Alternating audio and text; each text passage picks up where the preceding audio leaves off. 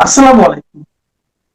প্রিয় দর্শক, অন্য মঞ্চের আলোচনায় আমাদের আজকের অতিথি আপনারা দেখতেই পাচ্ছেন। কার্যক্রম নিষিদ্ধ থাকা আওয়ামী লীগের বিস্ফোরা নেতাদের তালিকা হচ্ছে। এই বিস্ফোরা নেতারা দলের জন্য বোঝা, তাই তাদের বাদ দেওয়ার চিন্তা ভাবনা করা হচ্ছে।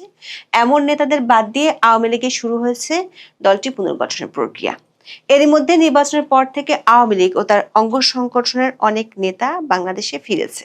দলের নেতা কর্মীরা বিভিন্ন জায়গায় মিছিল করছে, কার্যক্রম চালাচ্ছে। এমন বাস্তবতায় দলটি তার সাংগঠনিক কাঠামোকে নতুনভাবে সাজানোর সিদ্ধান্ত নিয়েছে। দলটির একাধিক সূত্রে জানা গেছে, এই পুনর্গঠন প্রক্রিয়ায় কপাল পুড়তে যাচ্ছে শীর্ষ অনেক নেতার। বিশেষ করে 5ই আগস্টের পর থেকে যারা ইউরোপ, আমেরিকা বা কানাডায় বসবাস করা শুরু করেছেন, এমন নেতাদের আর দলের শীর্ষ পর্যায়ে না রাখার সিদ্ধান্ত হয়েছে।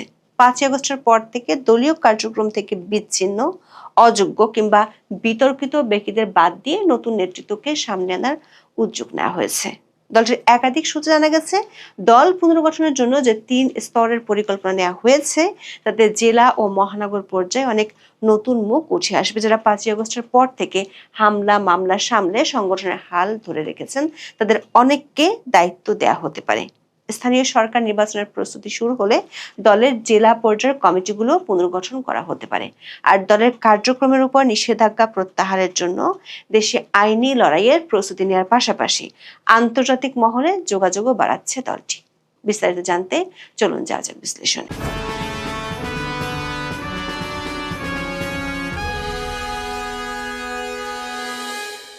2024 সালের 5ই আগস্টের পর থেকে আওয়ামী লীগ চরম অস্তিত্ব সংকটের মুখোমুখি হয়েছিল। দলটির শীর্ষ পর্যায়ের প্রায় সকল নেতা হয় কারাবন্দী, না হয় আত্মগোপনে অথবা দেশের বাইরে চলে যান। 2025 সালের 10ই মে অন্তর্বর্তীকালীন সরকার নির্বাহী আদেশে দলটির কার্যক্রম নিষিদ্ধ করার পর থেকে আওয়ামী লীগ আনুষ্ঠানিকভাবে কোনো কর্মসূচি পালন করতে পারেনি। তবে রাজনৈতিক বিশ্লেষকেরা মনে করেন, একটি দীর্ঘস্থায়ী ও শক্তিশালী তৃণমূল কাঠামো থাকায় দল হিসেবে আওয়ামী লীগ একেবারে নিশ্চিহ্ন হয়ে যায়নি। তার প্রমাণ মিলেছে ত্রয়োদশ জাতীয় সংসদ নির্বাচনে। নিবন্ধন স্থগিত থাকায় এই নির্বাচনে দলটি অংশ নিতে পারেনি, কিন্তু দলটির বড় ভোট ব্যাংক নিশ্চিত করতে বিএনপি ও জামাত ইসলামী সহ সব রাজনৈতিক দলের নেতাদের প্রকাশ্যে আওয়ামী লীগের ভোটারদের কাছে ভোট চাইতে দেখা গিয়েছিল। নির্বাচনের মধ্য দিয়ে রাজনৈতিক সরকার ক্ষমতায় আসার পরপরই আওয়ামী লীগ ও তার অঙ্গ সংগঠনের নেতারা দেশে ফিরতে শুরু করেছেন। দলীয় সূত্র এবং একাধিক নেতার সঙ্গে কথা বলে জানা গেছে, আওয়ামী লীগের পুনর্গঠনের একটি 3 স্তরের পরিকল্পনা নেওয়া হয়েছে। প্রথম স্তরে আছে দলের নেতা কর্মীদের দেশে ফেরানো। যাদের বিরুদ্ধে আন্তর্জাতিক অপরাধ ট্রাইব্যুনালে মামলা নেই, তাদের প্রায় সবাইকে দেশে ফেরার নির্দেশ দেওয়া হয়েছে। দ্বিতীয় স্তরে দেশে ফেরার পর সাংগঠনিক তৎপরতা বাড়ানো এবং স্থানীয় নির্বাচনে অংশ নেওয়ার প্রস্তুতি নেওয়া। এটাকে স্থানীয় রাজনীতিতে এন্ট্রি পয়েন্ট হিসেবে দেখছেন আওয়ামী লীগের নেতারা। এছাড়া পেশাজীবী সংগঠনগুলোর নির্বাচনের প্রভাব বজায় রাখারও সিদ্ধান্ত হয়েছে। পেশাজীবী সংগঠনের নির্বাচনে দলীয় রাজনীতির প্রভাব থাকলেও তা কম তীব্র, তাই এটাকে সহজ মনে করছেন নেতারা। সবশেষ দলটির কার্যক্রমের উপর নিষেধাজ্ঞা প্রত্যাহার এবং আইনি লড়াই।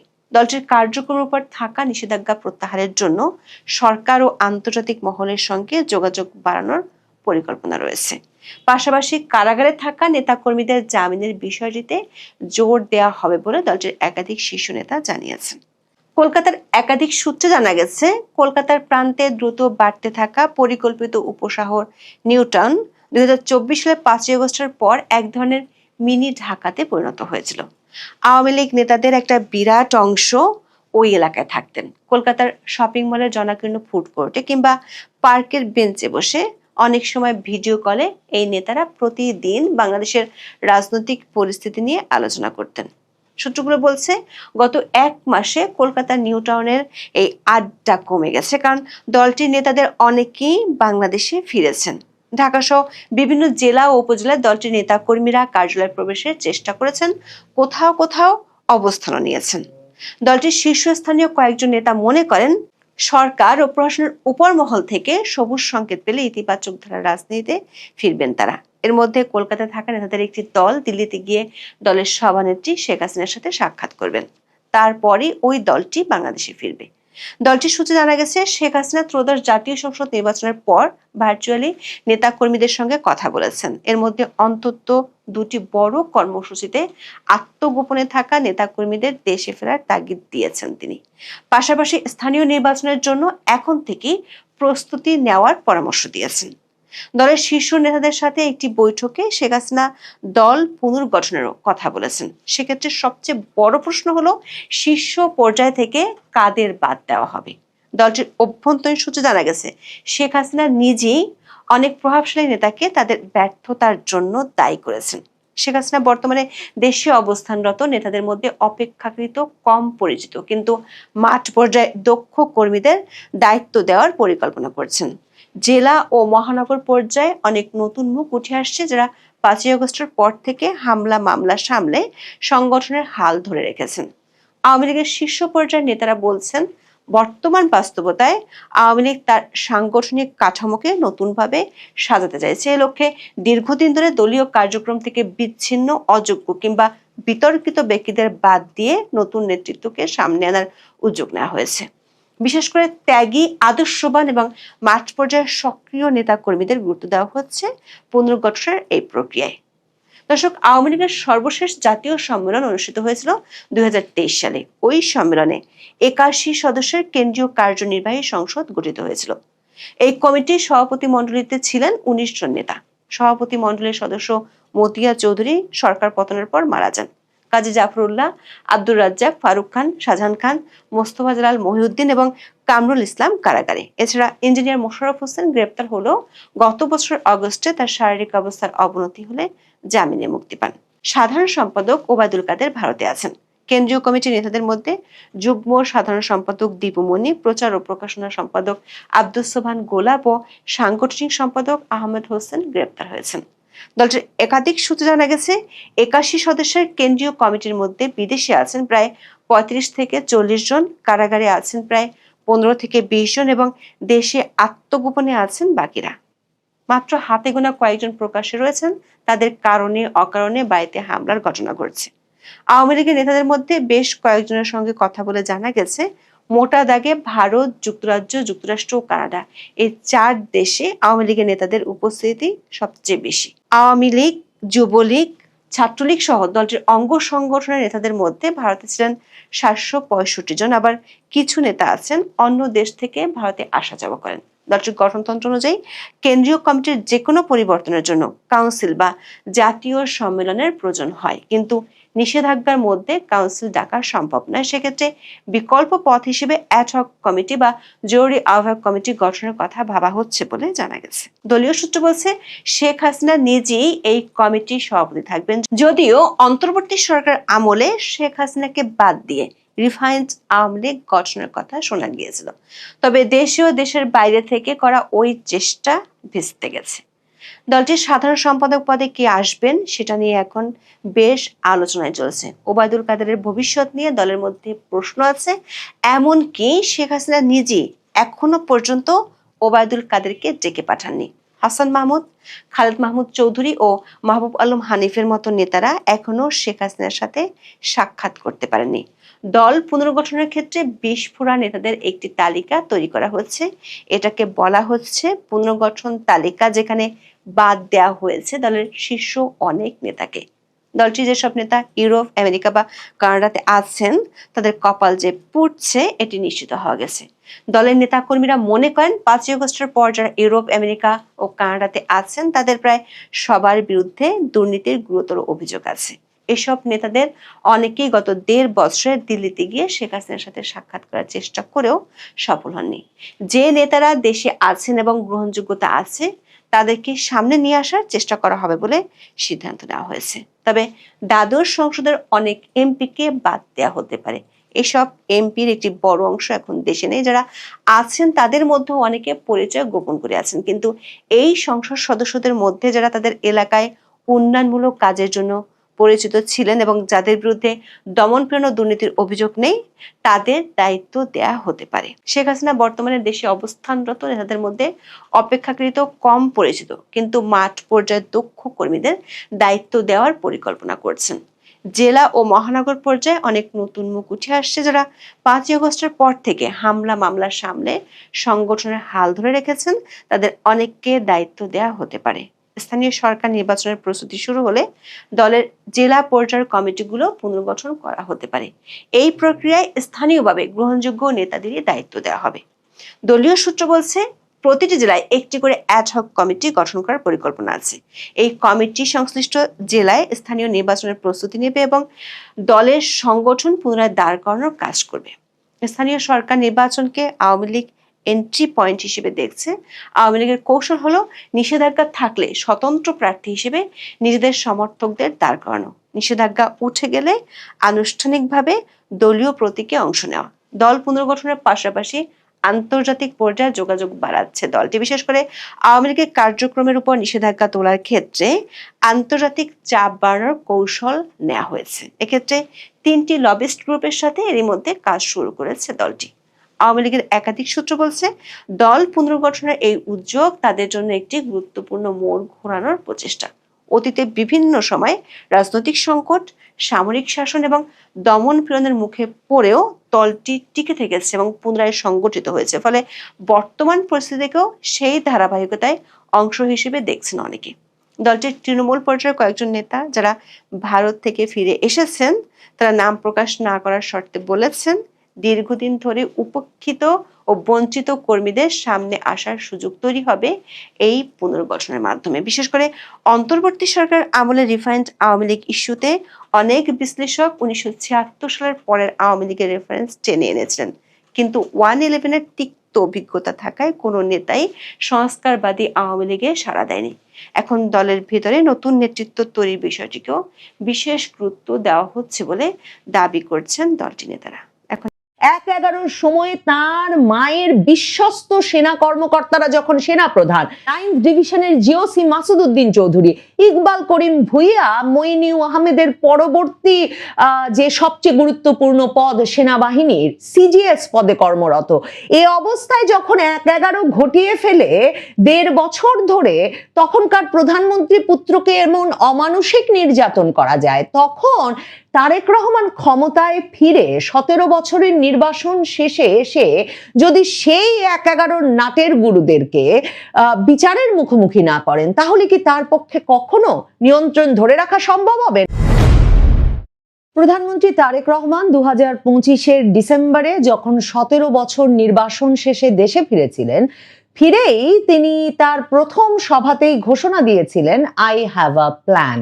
তো তারেক রহমান দীর্ঘ 1.5 দশকের বেশি সময়ের নির্বাসন সেরে যখন বাংলাদেশে ফিরতে পারলেন, তখন কি প্ল্যান নিয়ে এসেছেন তার সম্ভবত একটা চমৎকার উদাহরণ, একটা রীতিমতো উদাহরণ সৃষ্টিকারী উদাহরণ তারেক রহমান দেখিয়ে দিয়েছেন ঈদের ছুটির পরেই গভীর রাতে সাবেক সেনা কর্মকর্তাদের যে বাসস্থানের জায়গা, রেসিডেন্সিয়াল এরিয়া, সেই বাড়িধারা ডিওএইচএস এর ভেতর থেকে লেফটেন্যান্ট জেনারেল মাসুদ উদ্দিন চৌধুরীকে গ্রেফতার করে ফেলে। মানে এই 3 তারকা খচিত লেফটেন্যান্ট জেনারেল মাসুদ, তিনি ব্যাপক এক পরিচিত নামে পরিণত হয়েছিলেন 1/11 সরকারের সময়। 1/11 সরকারের নাটের গুরু যেসব সেনা কর্মকর্তারা, তার অন্যতম ব্যক্তি এই মাসুদ উদ্দিন চৌধুরী। মানে মইনিউ আহমেদের পরেই যার নাম উচ্চারণ করতে হবে 1/11 ঘটানোর জন্য, এবং 1/11-র পরে তারেক রহমানকে গ্রেফতার করে মেরুদণ্ডের হাড় ভাঙা সহ বাংলাদেশ জুড়ে রাজনৈতিক নেতৃবৃন্দ, ব্যবসায়ীদের গ্রেফতার করে যেই ব্যাপক আতঙ্ক তৈরি করেছিলেন 1/11 সরকারের আমলে এই সেনা কর্মকর্তারা, তার পেছনে যারা মুখ্য ভূমিকা পালন করেছেন এই মাসুদ উদ্দিন চৌধুরী তার একজন। মাসুদ উদ্দিন চৌধুরী বেগম খালেদা জিয়া 2006-এ ক্ষমতা ছাড়বার আগে তার অত্যন্ত বিশ্বাসভাজন ছিলেন।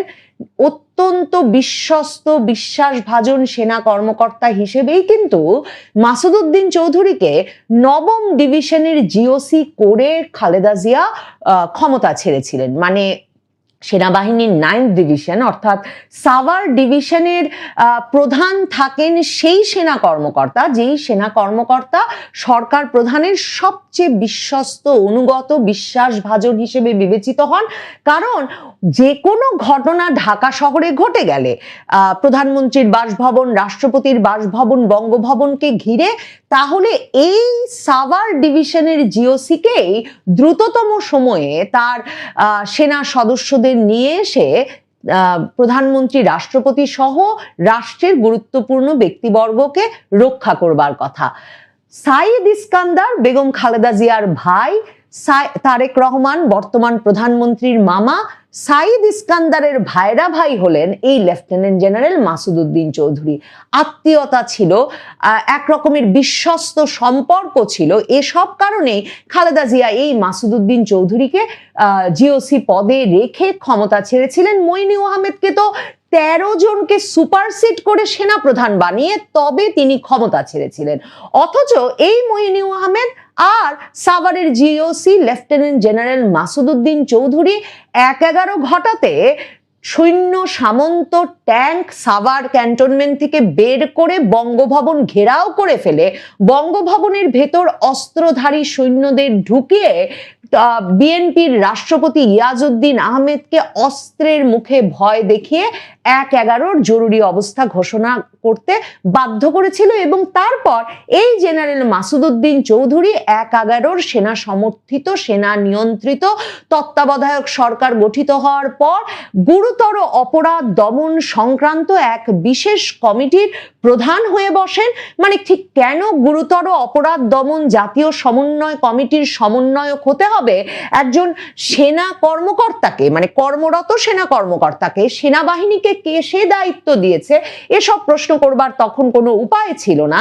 এবং তারপর সেই গুরুতর অপরাধ দমন সংক্রান্ত জাতীয় সমন্বয় কমিটির মূল দায়িত্ব যে হওয়া উচিত তারেক রহমানকে গ্রেফতার করা, তৎকালীন প্রধানমন্ত্রীর, মানে সদ্য ক্ষমতা ছাড়া প্রধানমন্ত্রী পুত্র তারেক রহমানকে গ্রেফতার করা, সেটার পুরো মঞ্চ প্রস্তুত হতে থাকে মাসের পর মাস ধরে। প্রথম আলো, ডেইলি স্টার সহ পত্রপত্রিকাগুলো তখন সেনা গোয়েন্দা সংস্থা ডিজিএফআই এর পাঠানো খবর অনুযায়ী ছাপতে থাকে যে বেগম খালেদা জিয়ার জানতেন তারেক রহমান, গিয়াসউদ্দিন আল মামুন, লুৎফুজ্জামান বাবররা যখন 100 কোটি টাকা চাঁদা নিয়েছেন বসুন্ধরা গ্রুপ থেকে, গিয়াসউদ্দিন আল মামুন, বাবর, তারেক রহমান মিলে যে দুষ্ট চক্র গড়ে উঠেছে অপরাধের হাওয়া ভবনকে কেন্দ্র করে, সেসব নিয়ে রিপোর্ট ছাপা হতে থাকে। এবং মার্চ মাসের 7 তারিখে তারেক রহমানকে গ্রেফতার করে নিয়ে যাওয়া হয় এই মাসুদ উদ্দিন চৌধুরীদের উদ্যোগেই, মানে তার সেই গুরুতর অপরাধ দমন সংক্রান্ত জাতীয় সমন্বয় কমিটির নিয়ন্ত্রণে, তার উদ্যোগে। এবং এরপর 1.5 বছরের মতো সময় কিন্তু তারেক রহমান, মানে এরপর 2008 সেপ্টেম্বরে এসে সেনাবাহিনীর সাথে তার মা খালেদা জিয়ার দর কষাকষির প্রেক্ষিতে সেনাবাহিনীর হাতে রাজনীতি করবেন না এমন মুচলেকা দিয়ে প্রধানমন্ত্রী, বর্তমান প্রধানমন্ত্রী, তখনকার সদ্য ক্ষমতা ছাড়া প্রধানমন্ত্রী পুত্র তারেক রহমানকে দেশ ছাড়তে হয়েছিল। এবং তখন আর তিনি হেঁটে দেশ ছাড়তে পারেন নাই, এমন নির্যাতনের শিকার তাকে 2007 মার্চ থেকে 2008 সেপ্টেম্বর পর্যন্ত করেছিল এই মাসুদ উদ্দিন চৌধুরীরা, যে তিনি রীতিমতো কুকড়ে ব্যথায় কাতর অবস্থায় হুইল চেয়ারে চেপে লন্ডন গিয়েছিলেন। এবং তারপর 17 বছরের নির্বাসন শেষে 2025 ডিসেম্বরে অবশেষে বাংলাদেশে ফিরতে পেরেছিলেন। এই মাসুদ উদ্দিন চৌধুরীরা 24 ঘন্টার মধ্যে 18 ঘন্টা তাকে উল্টো করে ঝুলিয়ে পেটাতেন, সে কথা লেখার জন্য সেই সময়টায় যখন তারেক রহমান গ্রেফতার এই মাসুদ উদ্দিন চৌধুরীদের হাতে, সেই কথা লিখবার জন্য বাংলাদেশে কোনো পত্রিকা পাওয়া যায় নাই। তখন ভারতের সংবাদপত্র দ্য ইন্ডিয়ান এক্সপ্রেস 2008 সালের প্রথম দিকে তারেক রহমান আদালতে এসে যে বলছেন যে তাকে 24 ঘন্টার মধ্যে 18 ঘন্টা উল্টো করে ঝুলিয়ে পেটানো হচ্ছে, তার মেরুদণ্ডের হাড় ভেঙে গেছে, তিনি আর সোজা হয়ে দাঁড়াতে পারছেন না, এই বিষয়গুলো তখন সেই ভারতীয় পত্রিকা ছাপে এবং সারা বিশ্বে তারপর সেটার বরাতে বিবিসি সহ বিভিন্ন জায়গায় সে খবর ছড়িয়ে পড়ে। এরপর খালেদা জিয়াকে রীতিমতো এই মাসুদ উদ্দিন চৌধুরী, মইনু আহমেদ, তখনকার ডিজিএফআই প্রধান এটিএম আমিন এদের সঙ্গে দর কষাকষি করতে হয়, যে কথা আবার তখনকার মার্কিন রাষ্ট্রদূত মরিয়ার্টি তিনি তার বার্তায় লিখেছেন। কারণ তখন মার্কিন দূতাবাস একেবারে সক্রিয়ভাবে বাংলাদেশ সেনাবাহিনীর সঙ্গে কাজ করছে যাতে বাংলাদেশে আওয়ামী লীগ এবং বিএনপি এই দুই দলকে রাজনীতি থেকে মাইনাস করে দেওয়া যায়, এবং রাজনীতি থেকে মাইনাস করে দেওয়ার মাধ্যমে নতুন সংস্কারমূলক রাজনীতির বিকাশ ঘটে বাংলাদেশে। যে কারণে তখন তারা ডক্টর ইউনূসকে জরুরি অবস্থার মধ্যে রাজনৈতিক দল গঠনের উদ্যোগ নেওয়ার সুযোগ দিলেন। ডক্টর ইউনূস ভীষণ ছুটোছুটি করতে থাকলেন, কখনো ভারত যান, কখনো মধ্যপ্রাচ্য যান, আর মার্কিন যুক্তরাষ্ট্র তার বন্ধু তো বটেই, এবং নাগরিক শক্তি নামের এক দল গঠনের চেষ্টা করলেন, কোনো সাড়া পেলেন না। মাসের পর মাস ধরে বাংলাদেশের রাজনৈতিক নেতৃবৃন্দের এক রকমের ইমেজ ধ্বংস করা চলল প্রথম আলো, ডেইলি স্টার সহ শীর্ষস্থানীয় দৈনিকগুলোর মাধ্যমে, সেনাবাহিনীর বয়ানে যে এরা এটা করেছেন ওটা করেছেন। এবং তারেক রহমান তো তখন সবচেয়ে বড় ভিলেন এবং সবচেয়ে বড় দুর্নীতিগ্রস্ত প্রধানমন্ত্রীর পুত্র, এবং বাংলাদেশের রাজনীতির দুর্নীতির সবচেয়ে বড় উদাহরণ হয়ে উঠলেন এই মাসুদউদ্দিন চৌধুরীদের উদ্যোগে।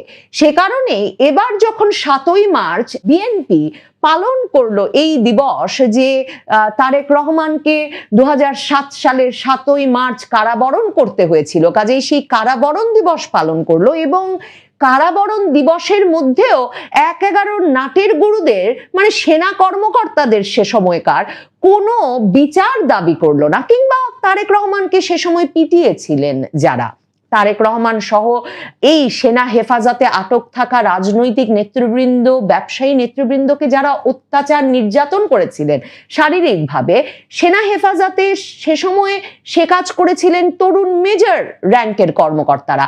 তাদের অনেকে তো এখনো সেনাবাহিনীতে কর্মরত আছেন এবং তার মানে শীর্ষ পর্যায়ে কর্মরত আছেন।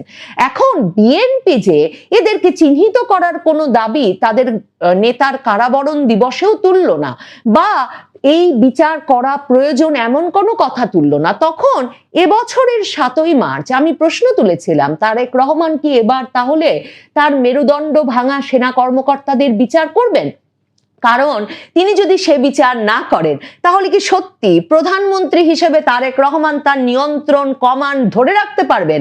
1-11 সময়ে তার মায়ের বিশ্বস্ত সেনা কর্মকর্তারা যখন সেনা প্রধান, 9th ডিভিশনের জিওসি মাসুদউদ্দিন চৌধুরী, ইকবাল করিম ভুইয়া, মইনিউ আহমেদের পরবর্তী যে সবচেয়ে গুরুত্বপূর্ণ পদ সেনাবাহিনীর সিজিএস পদে কর্মরত, এই অবস্থায় যখন 1-11 ঘটিয়ে ফেলে 1.5 বছর ধরে তখনকার প্রধানমন্ত্রী পুত্রকে এমন অমানুষিক নির্যাতন করা যায়, তখন তারেক রহমান ক্ষমতায় ফিরে 17 বছরের নির্বাসন শেষে এসে যদি সেই 1-11 নাটের গুরুদেরকে বিচারের মুখোমুখি না করেন, তাহলে কি তার পক্ষে কখনো নিয়ন্ত্রণ ধরে রাখা সম্ভব হবে? নাকি সবসময় সেনাবাহিনী ভাববে একবার 1-11 ঘটিয়েছি, একবার 5ই আগস্ট ঘটিয়েছি, সেই শেখ হাসিনার সবচেয়ে বিশ্বস্ত আত্মীয় সেনাপ্রধান থাকা অবস্থায় তাহলে এই তারেক রহমানকে সরিয়ে দিতে আর কি বা প্রয়োজন হতে পারে সেনাবাহিনীর? এমন একটা মুডে সেনাবাহিনীকে রেখে কি সত্যি নিয়ন্ত্রণ প্রতিষ্ঠা সম্ভব তারেক রহমানের পক্ষে? এই প্রশ্ন করেছিলাম 2026-এর 7ই মার্চে। এই মাস শেষ হওয়ার আগেই, ঈদের ছুটি শেষ না হতে হতেই, মানে সকলের মনোযোগ যখন এখনো ঈদের আনন্দ উৎসবের দিকে, তখন তারেক রহমান তার প্ল্যানের সবচেয়ে গুরুত্বপূর্ণ অংশটির বাস্তবায়ন শুরু করেছেন। তিনি এই প্রমাণ রেখেছেন যে তিনি দৃঢ় প্রতিজ্ঞ। 1-11 সময়ে সেনাবাহিনী যে বাড়াবাড়ি শুরু করেছিল, এই যে রাজনীতিতে নাক গলানো কিন্তু কু হিসেবে সেটিকে স্বীকার না করা, এক রকমের পেছনে থেকে নিজেদের ইচ্ছামতো সরকার বসিয়ে তারপর ইচ্ছামতো সময়ে নির্বাচনে যাওয়া, এই প্রক্রিয়া শেষ করার উদ্যোগ নিয়েছেন তারেক রহমান। তিনি মাসুদউদ্দিন চৌধুরীকে গ্রেফতারের মাধ্যমে সেনাবাহিনীর উদ্দেশ্যে এবং বাংলাদেশে অনির্বাচিত সরকার বসাতে আগ্রহী সুশীল সমাজের প্রতিনিধি এবং বিদেশি পক্ষগুলোকে সুস্পষ্ট বার্তা দিয়ে দিয়েছেন যে তিনি 1/11 বিচার চান। মাসুদউদ্দিন চৌধুরী কতটা মানে নিশ্চিন্ত ছিলেন যে ইউনূসের 18 মাসে তিনি তো দেশ থেকে বেরিয়ে যাননি, প্রধানমন্ত্রী হয়েছেন তারেক রহমান, যার কিনা তারা মেরুদণ্ড ভেঙে তাকে নির্বাসনে পাঠিয়ে দিয়েছিলেন। সেই ব্যক্তি প্রধানমন্ত্রী হওয়ার পরেও মাসুদউদ্দিন চৌধুরী, এই 3 তারকা জেনারেল, বহাল তবিয়তে নিশ্চিন্তে তার ডিওএইচএস এর বাসভবনেই বসেছিলেন, কারণ নিশ্চয়ই তিনি ভেবেছিলেন তার বরাবরের যে শক্তিমান সমর্থকেরা তারা এখনো তাকে রক্ষা করবেন। আর সবচেয়ে বড় কথা, তিনি ভেবেছিলেন তারেক রহমান কখনো সাহস করবেন না এই সাবেক সেনা কর্মকর্তাকে গ্রেফতারের, কোন সেনা কর্মকর্তাকে গ্রেফতার করে সেই 1/11 অপরাধের প্রতিকার করতে। কিন্তু আমি প্রশ্ন করেছিলাম, এই প্রতিকারের উদ্যোগ যদি তারেক রহমান না নেন, তাহলে কি তারেক রহমান তার গা থেকে হাওয়া ভবনের গন্ধ কখনো দূর করতে পারবেন? তাহলে কি তারেক রহমান একরকম স্বীকার করে নিচ্ছেন না যে তারেক রহমানকে যে অপরাধে ধরে সে সময় সেনা কর্মকর্তারা সংস্কার সাধন করছিলেন নির্যাতনের মাধ্যমে, সেটা ঠিক আছে? তারেক রহমানের পক্ষে সেসব মেনে নিয়ে কি সত্যি প্রধানমন্ত্রী পদে সম্মানের সঙ্গে থাকা সম্ভব? কাজেই মাসুদউদ্দিন চৌধুরীকে দিয়ে শুরু হলো 1/11 নাটের গুরুদের বিচারের মুখোমুখি করে শায়েস্তা করে ছাড়বেন প্রধানমন্ত্রী।